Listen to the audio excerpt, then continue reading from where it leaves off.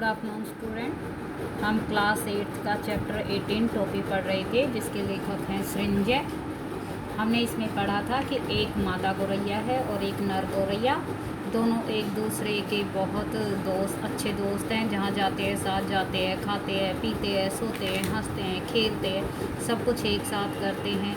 जब अपने घोंसले से दाना खाने निकलते हैं तो एक साथ जाते हैं और एक साथ अपने घोंसले में आ घुसते हैं। और जब वो घोंसले में वापस आ जाते हैं तो अपने पूरे दिन की जो सारी बातें होते हैं एक दूसरे को बताते हैं। जब वो एक दिन शाम को आए तो एक शाम को जो है मादा गौरैया ने नर गौरैया को कहा कि तुम देखते हो आदमी जो है कैसे रंग बिरंगे कपड़े पहनता है और उस पर वो कितने सुंदर लगते हैं।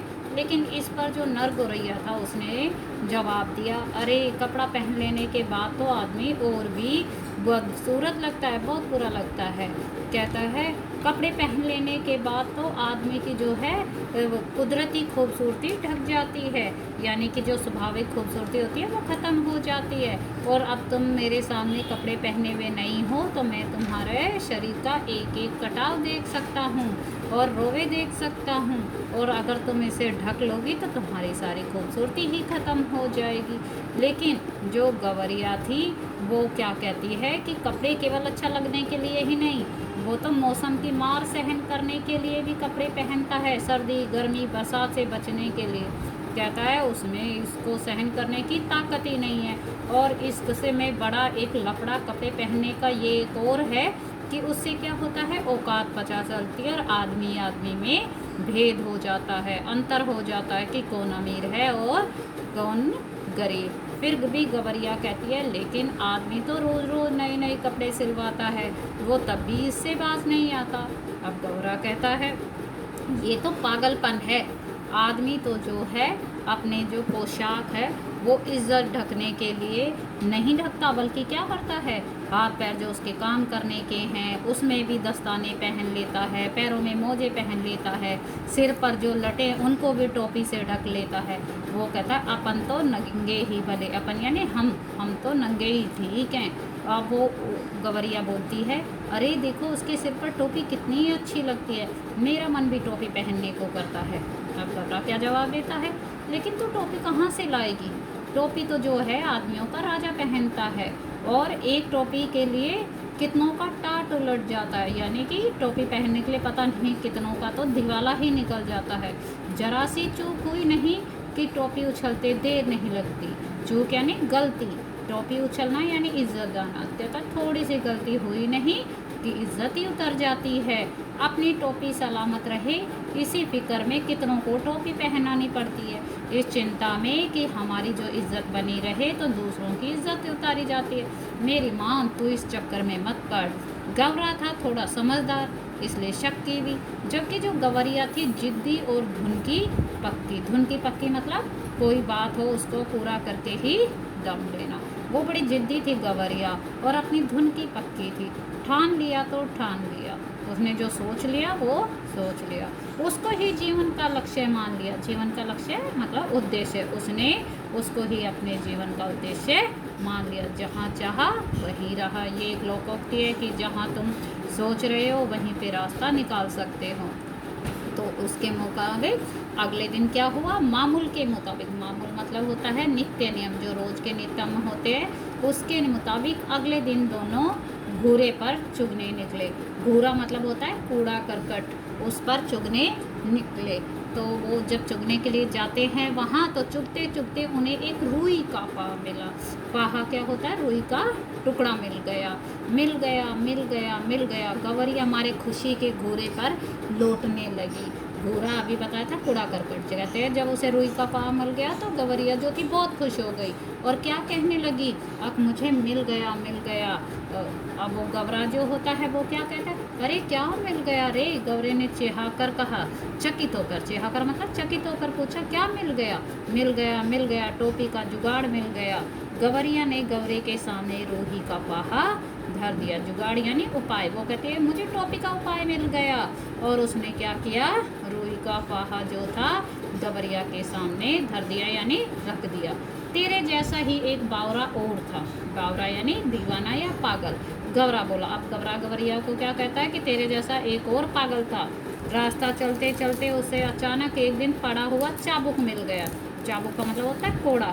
चाबुक था बड़ा उम्दा और लचकदार। बड़ा उम्दा का मतलब होता है बहुत अच्छा और लचकता हुआ। किसी घुड़सवार के हाथ से छूटकर गिर गया होगा। चाबुक हाथ लगते ही वह बावरा चीखने लगा। चाबुक तो मिल गया, बाकी बचा 3 घोड़ा लगाम जीन। अब ये तीनों तो रास्ते में पड़े मिलने से रहे। सब काम धंधा छोड़कर वह बावरा ताउम्र यह रटता रहा, बाकी बचा 3 घोड़ा लगाम जीन। गौरा उसे समझाते हुए बोला। अब वो क्या बताता है कि भाई तेरे जैसा एक आदमी बावला और था पागल, उसको क्या हुआ, एक दिन रास्ते में पड़ा हुआ बहुत अच्छा चाबुक मिल गया, और क्योंकि वो किसी घुड़सवार के हाथ से छूटकर गिर गया होगा। चाबुक हाथ लगने पर वो जो पागल था पूरी ताउम्र मतलब पूरी जिंदगी चिल्लाता क्या रहा, चाबुक तो मिल गया, बाकी बचा 3 घोड़ा लगाम जीन। अब बस 3 चीज़ें और बची हैं, घोड़ा लगाम और घोड़े की जीन। अब ये और मिल जाएंगे। अब उसे रास्ते में थोड़ी ये पड़े मिल जाते, लेकिन पूरी उम्र वो अपना काम धंधा छोड़कर पागल इन तीनों चीज़ों की ही रट लगाता रहा, बाकी बचा 3 घोड़ा लगाम जीन। गवरा ने उसे समझाया। इस रुई के पाए से लेकर टोपी का सफ़र तुझे कुछ अता पता है? अब वो कहता है अरे तुझे रुई तो मिल गई, लेकिन तुझे कुछ पता है इसकी टोपी बनने तक का कितना सफ़र है, कितना बड़ा है, तुझे कुछ पता है? अब वो क्या कहती है, बस देखते जाओ अब कैसे बनती है टोपी। गवरिया रुई का फावा लिए एक धुनिया के पास चली गई और बड़े मनुहार से बोली, धुनिया भैया इस रुई के पाए को धुन दो। वो गवरोई को क्या कहती है, बस देखते जाओ और मैं तुम्हें कैसे टोपी बनाकर दिखाती हूँ। और वो रुई का टुकड़ा लेकर किसके पास गई, एक धुनिया के पास गई। धुनिया होता है जो मतलब रूही को धुनता है, उसके पास गई और बड़े मनुहार से बोली और बड़े मनाकर प्यार से उसे क्या कहती है, धुनिया भाई इस रुई के फोए को टुकड़े को क्या कर दो, धुन दो ना। धुनिया बेचारा बूढ़ा था, जाड़े का मौसम था, उसके तन पर वर्षों पुरानी तार हो चुकी एक मिर्जई पड़ी हुई थी। वह कांपते हुए बोला, तू जाती है कि नहीं, देखती नहीं, अभी मुझे राजा जी के लिए रजाई बनानी है। अब जब वो उसके पास जाती है, बुढ़िया के पास ना दुनिया के पास, तो दुनिया बेचारा बूढ़ा था और जाड़े यानी सर्दी का मौसम था। तन यानी शरीर, उसके जो शरीर पर वर्षों पुरानी तार यानी फटी टूटी मिर्जई यानी रिजाई थी, वो पड़ी हुई थी। वो बेचारा कांपते हुए क्या कहने लगा, अरे तू जा रही है कि नहीं, देखती नहीं है, मुझे राजा के लिए रजाई बनानी है। एक तो यहाँ का राजा ऐसा है जो चाम का दाम चलाता है, चाम का दाम मतलब अपना हुक्म चलाता है, ऊपर से तू आ गई फोकट की रुई धुनवाने, फोकट यानी फ्री की रुई धुनवाने। अब वो उसको क्या जवाब देता है, बेचारा सर्दी से कांपता हुआ, अरे तू यहाँ से चली जा, मुझे राजा के लिए रजाई बनानी है, और हमारा राजा एक ऐसा राजा है जो तो अपना हुक्म चलाता है, ऊपर से तू आ गई फ्री में रुई धुनवाने। उज्र ना करो भैये, गवरिया बोली, मैं तुम्हें पूरी उजरत दूंगी, इसे धुन दो भैया, आधा तू ले ले आधा मैं ले लूँगी। वो उज्र होता है ऐतराज। वो कहता है, अरे भैया ऐतराज़ मत करो, गवरिया ने कहा, मैं तुझे पूरी उजरत दूंगी, मजूरी दूंगी यानी मजदूरी दे दूंगी, इसमें से तू क्या कर, इसको धुन ले और आधी रुई तू ले ले और आधी रुई मुझे दे दियो। दुनिया को अपनी ज़िंदगी में आज तक इतनी खरी मजूरी कभी न मिली थी, 16 आने में 60 आने मजूरी। कहता है जो रुई धुनने वाला था अपनी ज़िंदगी में उसको इतनी मजदूरी कभी नहीं मिली थी, 16 आने में से 8 आने मजूरी यानी आधा पैसा, उसके लिए तो ये सपना था, आज तक उसने कभी इतनी मजदूरी ली नहीं थी, तो उसके लिए था ही सपना। इसलिए वह झट तैयार हो गया, घर चों उसकी तांती बज उठी।